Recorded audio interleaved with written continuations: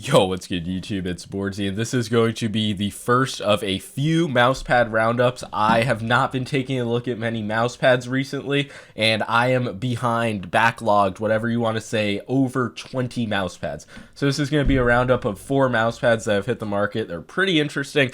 Some have been highly requested. Going to be a review of the Ninjutso NPC, Pulsar ES2, and the Puretrak P51, along with the Spyre Loque, but that doesn't really fit into the same theme as these 3 mousepads, which are all just high quality control pads basically. This is also my first upload in over a week, the longest break I've ever taken from YouTube, and it was actually because my PC broke and it was just a nightmare situation, so I just had to buy a new one.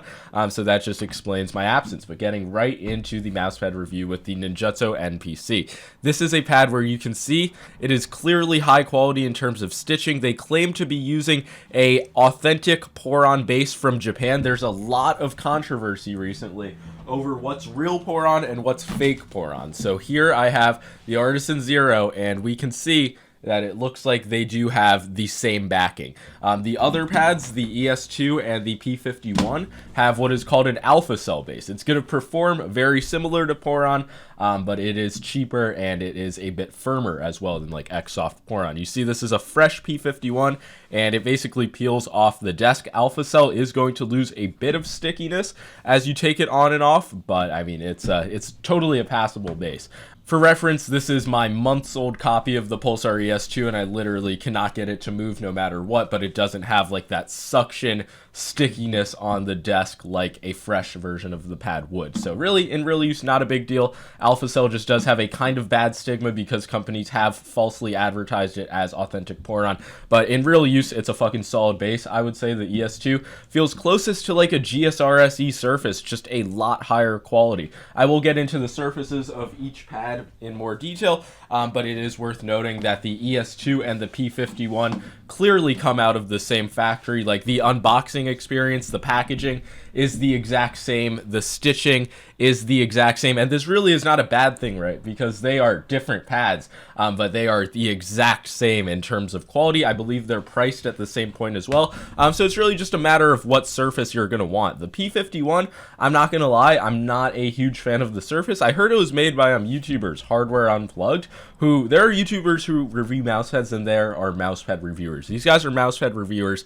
They basically collaborated with Puretrak to make this pad. And I think the surface kind of feels like the Odin Zero Gravity or an X-Ray Pad Thor kind of without the coating. It is a very like shiny, smooth feeling surface, but I have noticed it get muddy at times and just have a bit higher static friction than I would like. So if you are looking for like a silky smooth but more control oriented pad, this is probably what you're going to want to go for. But if you do want something a bit more rough and speedier, I would say the ES2 is what you're going to want to go for, and like I said, they're the exact same quality. The ES2 is also 0.5 millimeter thicker, which you can pretty easily see, and I believe that adds a bit to the feeling of control. Another thing is with humidity, I think the surface just reacts a bit worse and becomes slower with humidity, while the ES2 has been remarkably consistent. And I have put a ton of time on this pad because they sold this as the Bruce Lee version and then just didn't make another version for a long time.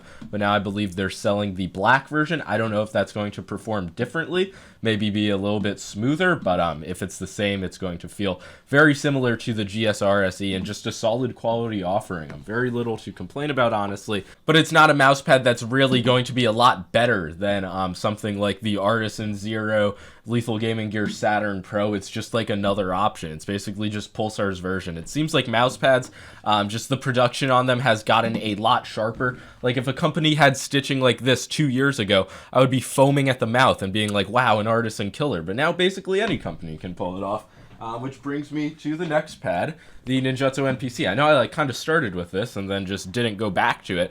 This feels like almost a carbon copy of the Artisan Zero X Soft. This is a close-up of the Saturn Pro, Artisan Zero, and NPC, and you can see that the weave is not identical, but if you've used an Artisan Zero when you use the NPC, you're like, okay, this is extremely close. I feel like most people, you could swap their Zero X Soft out for it, and they would not be able to really notice a big difference. One difference, though, is that the Zero is 0.5 millimeters thicker in X Soft, so it is going to feel a bit more controlled, a bit more you're going to be able to press into the Poron and get a bit more control compared to the 3mm variant, and the pad in general is just a bit slower on the NPC. So you're not going to have as much stopping power, but it is not going to be as fast of a glide in general, if that makes sense. But the differences are so very minor that I feel like for most people, if you have a Zero, it's not even worth considering. The NPC is $45, I believe, and you can see that it has a bit less horizontal room, and I mean, I think 10mm less vertical room. So yeah, it's kind of just like a budget premium Zero. I don't know how massive the market is going to be for something like the NPC with pads like the Saturn Pro and Artisan Zero already existing, but it is definitely a middle ground where it's a bit rougher and faster than a Saturn Pro, but not the same as the actual Artisan Zero. I would say I feel like I perform the exact same on all of the pads. I give the edge to the Saturn Pro because of the 500 by 500 size, and the Artisan Zero in orange just looks incredible, and it's an Artisan pad, so I feel like an elitist when I'm using it. So that's really all I gotta say for these high quality control pads. The P51 is probably my least favorite offering, and followed by the NPC, and then I have been thoroughly enjoying the ES2 a lot. It does just feel like a gritty pad like the GSR SE, but just a bit higher quality, as I've said before. And yeah, in terms of the seal of approval, all of those pads quality-wise and even performance-wise could get it, but I'm just holding off on it for pads that actually are going to be staying in my rotation, like top tier pads for me personally, because if I just give the seal of approval to everything high quality, basically every pad coming out now matches those quality standards. So yeah, I just wanted to quickly mention that before getting to the Spyre Loque, because unless a pad is doing something really different, I'm just probably not going to be giving it the seal of approval due to how saturated the market is.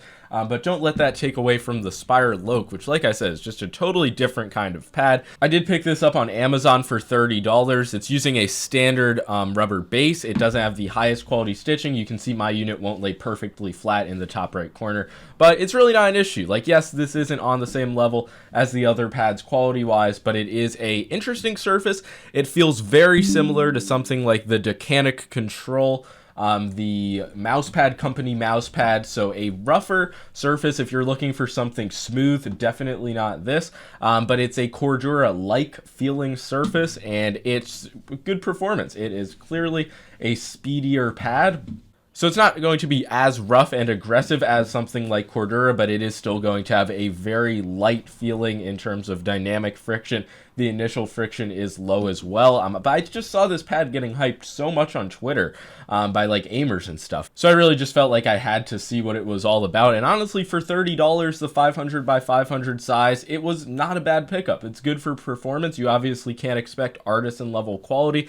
Even with the stitching being a bit raised, I did not have any issues like with forearm irritation. And I really had no issues with the base aside from it not laying flat in the top right corner. But yeah, I mean, it's basically just average mousepad experience, interesting surface that I have definitely felt before. Maybe like the Esport Tiger Ubba as well is a similar feeling. There's definitely an Esport Tiger pad that feels the same as this.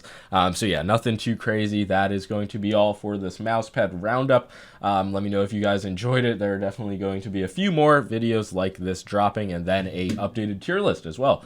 So make sure to leave a like and subscribe if you want to stay in the loop on mousepad reviews in the future. Who doesn't want to do that? But yeah, peace.